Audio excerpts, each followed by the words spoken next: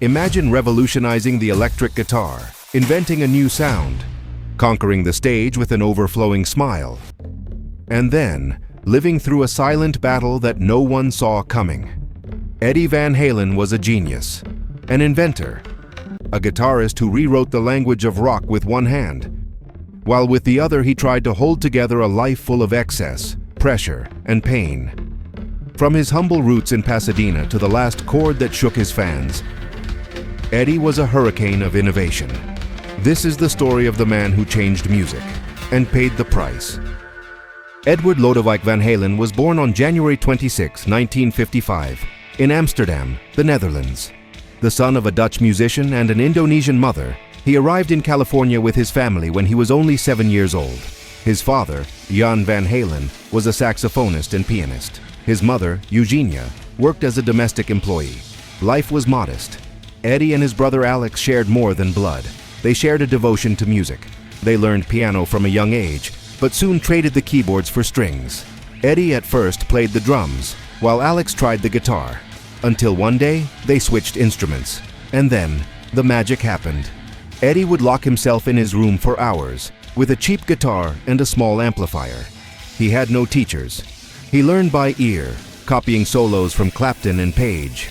But his way of playing was not imitation, it was reinvention.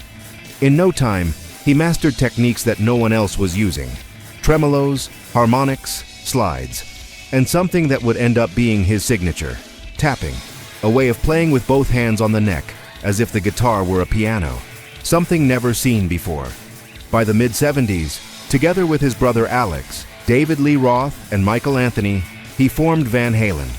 The band started playing in garages and Pasadena bars, hauling their own gear, never imagining that in a few years they would be selling millions of records. Eddie stood out for everything: his skill, his shy smile, his modified Fender Stratocaster, which he built himself and nicknamed the Frankenstrat. A handmade monster built from spare parts, tape, homemade paint, and a fixed idea, achieving the perfect sound. In 1977, Gene Simmons of Kiss heard them in a club and decided to finance them. They recorded a demo. A year later, Van Halen signed with Warner Brothers, and the rest is history. The debut album, Van Halen, 1978, was like an atomic explosion. From the first track, Runnin' with the Devil, to the instrumental solo, Eruption, which redefined the electric guitar in just 2 minutes. Eddie became an instant legend. People couldn't believe what they were hearing. How did he do that? Where had he learned? And the truth was baffling. Eddie couldn't read music. His craft was pure instinct, pure energy. From there, the golden years came. Van Halen, 2, Women and Children First, Fair Warning, 1984. Each record, a masterpiece. Each solo, a lesson in creativity. But conflicts came too. The tension with David Lee Roth kept growing. Tours were intense, egos clashed, excesses piled up. Eddie, in the middle of the storm, took refuge in his home studio, where he spent hours inventing sounds, building guitars, modifying amplifiers. He didn't sleep, he didn't stop. His obsession with total control, the tone, the gear, every detail, made him a reference point, but also isolated him. And without anyone realizing, his health began to deteriorate. In the 80s, while Van Halen was topping charts with Jump, and Eddie secretly collaborated with Michael Jackson on Beat It. Yes, that solo was his too. A shadow loomed over him: alcohol. From a young age, he had started drinking, timidly. Then, it became a habit. Later, dependence. The bottles hidden in the studio multiplied. Fame didn't help. Neither did the pressure. Eddie was the genius, the soul of the band, the inventor. Everyone expected wonders, and he delivered them, but at a huge cost. In 1995, after years of friction, Sammy Hagar, who had replaced Roth, also left the band. Then came Gary Cherone, another failure. The shine of Van Halen began to fade. By the mid-80s, Eddie was no longer just a guitarist. He was an almost mythological figure. Everyone wanted to sound like him. They imitated his brown sound, his tapping, his modified gear. Brands like Kramer, PV, and EVH built guitars and amplifiers under his name. Every model, every pedal, every circuit bore his mark. But while the world raised him to the status of king, Eddie felt increasingly human, vulnerable, tired. He didn't say it in interviews, but it showed in the studio halls, in dressing rooms, in the dim looks after stage ecstasy. He lived between two worlds, the creative genius breaking barriers, and the man who, when the shows ended, sat alone in his studio, surrounded by cigarettes, bottles, and recorded tapes that maybe no one would ever hear. His nights were long. He slept little. He experimented without end. He obsessed over harmonics, resonance, the vibration of a single string. "If something already exists, I'm not interested," he used to say. Everything had to be new, his own, perfect, and that relentless search began to devour him. His relationship with his wife, actress Valerie Bertinelli, wore down.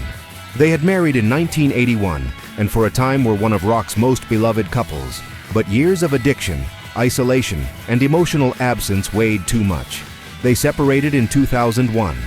His son, Wolfgang, born in 1991, became his new anchor. Eddie adored him. He took care of him, and he pushed him from an early age to play music, to experiment, to create fearlessly. When Wolfgang turned 15, Eddie invited him to join Van Halen as bassist. It was a risky decision, criticized by many fans, but for Eddie, it was a way to be reborn, to share the stage with his son, to start over, at least inside. In 2007, after years of rumors, Van Halen went back on tour with David Lee Roth. It was a bomb of nostalgia, but also an attempt at reconciliation. Concerts were packed. The song sounded more alive than ever. Eddie, though no longer the same physically, still shone with that unmatched spark. But behind the curtain, things were not so simple. Relapses with alcohol were constant. Though he tried to stay sober, sometimes just one argument, one criticism, one hard night was enough to fall again. His health was fragile. He had already lost part of his tongue to cancer. He had constant back pain. Surgeries piled up. And yet, he kept playing. At every concert, there were moments when everything disappeared. The pain, the fatigue, the years. Eddie lost himself in his guitar, just like when he was a teenager locked up in Pasadena. And the audience, hypnotized, lost themselves with him. Wolfgang, from his spot on stage, watched him with admiration. He knew what each note cost.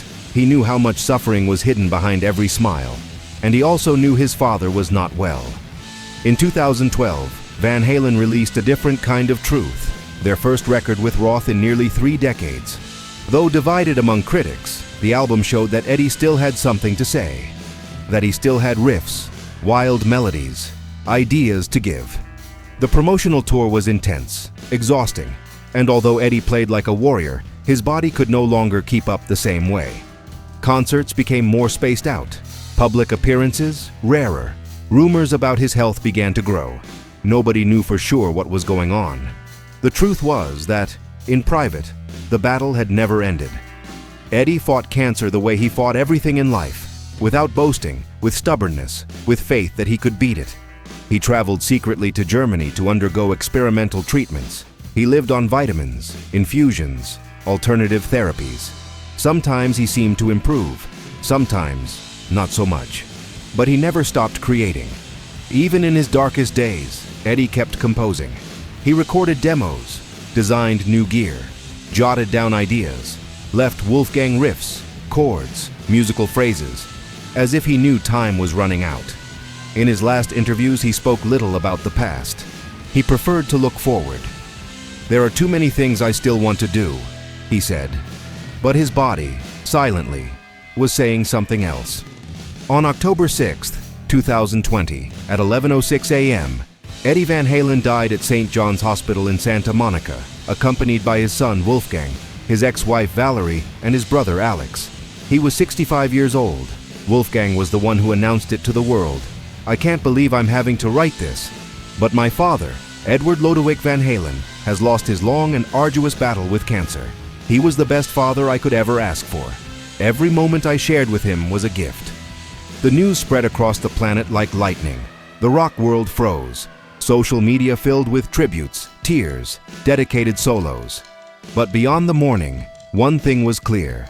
Eddie wasn't just a musician, he was an inventor, a creator of worlds. And his legacy wasn't measured in awards or sales, but in how many lives he changed with his guitar.